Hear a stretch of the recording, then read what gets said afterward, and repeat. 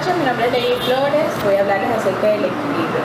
A menudo cuando hablamos del equilibrio nos encontramos de que es una situación perfecta, adecuada, en la que tenemos lo que nos hace sentir bien y lo relacionamos con algo que es adecuado. Para la economía, el equilibrio es algo muy parecido. Tenemos que el equilibrio es un estado en el que no existen fuerzas que influyan dentro de una situación.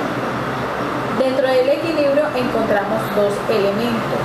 El primero es el estado de equilibrio, donde encontramos una armonía dentro de la demanda y de la oferta, o podemos hablar de ingresos y egresos. Y el segundo elemento es el desequilibrio. Es cuando una de esas fuerzas es alterada y esto produce un cambio dentro del proceso que se venía dando.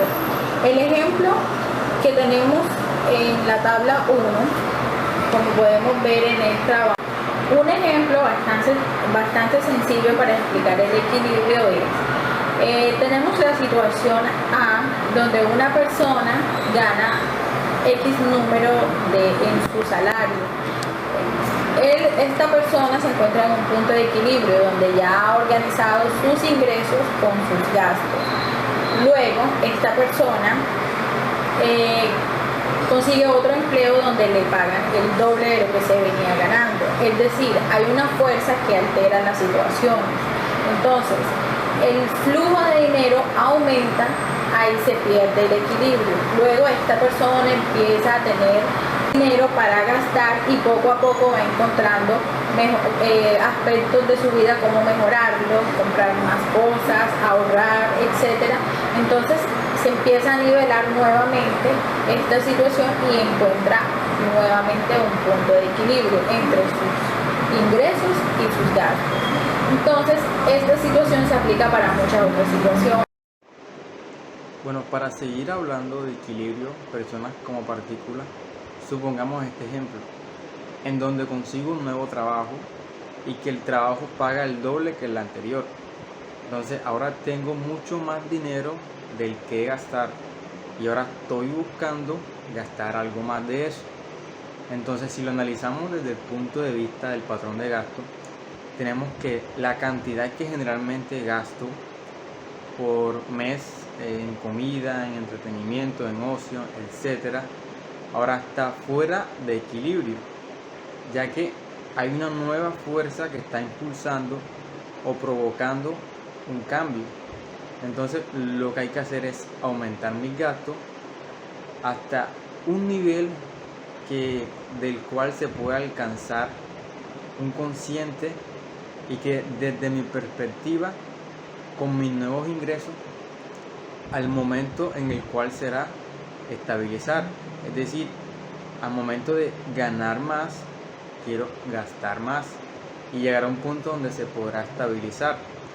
Si lo vemos gráficamente, quiere decir que si mis ingresos aumentan, yo voy a querer consumir más hasta llegar a un punto de equilibrio mucho más. Es decir, que la demanda de consumo va a aumentar y se va a desplazar a la derecha. Muy buenas tardes. Podríamos definir que la asignación de recursos es el proceso que consiste en distribuir los recursos que tenemos disponibles en un momento determinado dentro de las diferentes alternativas que poseemos. Los economistas consideran que es fundamental elegir entre las opciones disponibles. Esto se hace típicamente más cuando los recursos son limitados. También los consumidores tienen esa oportunidad de elegir cuando deciden qué comprar, siendo que ellos poseen un recurso llamado dinero. También las empresas, por otro lado, pueden elegir cuando deciden qué producir o cómo desean hacerlo. Podríamos denominar que la asignación de recursos podría ser pública o privada. El proceso de asignación de recursos engloba ciertos medios que hacen posible su manejo. En las economías denominadas economías de mercado está presente el sistema de precios. Como el mecanismo del precio sirve de guía de las actividades económicas, este se presenta como medio para la asignación de recursos en las distintas economías, fundamentando así el libre mercado. Por otro lado está la economía socialista, en las cuales prevalece la ausencia de ese mecanismo de precios.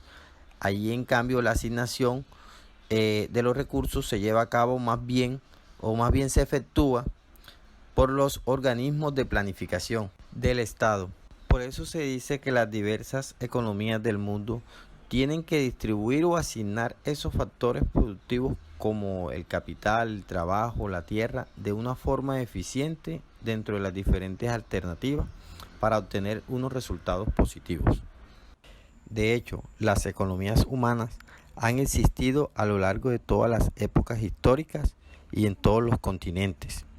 Desde las sociedades de los cazadores y recolectores, las civilizaciones basadas en el riego, pasando por la cultura de China y el Medio Oriente, los pueblos nativos del nordeste del Pacífico, las primeras economías mercantiles del Renacimiento, del norte de Italia y Asia, hasta el capitalismo moderno.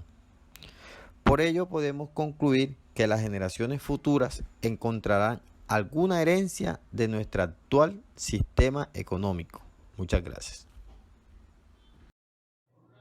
Buenas tardes, mi nombre es Héctor Fernando Causil Fajardo. Vengo a hablar sobre el sistema de asignación.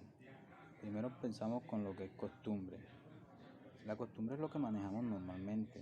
Por ejemplo, lo que tenemos que hacer un cambio o un intercambio y lo tenemos por costumbre. Manejamos la economía como costumbre.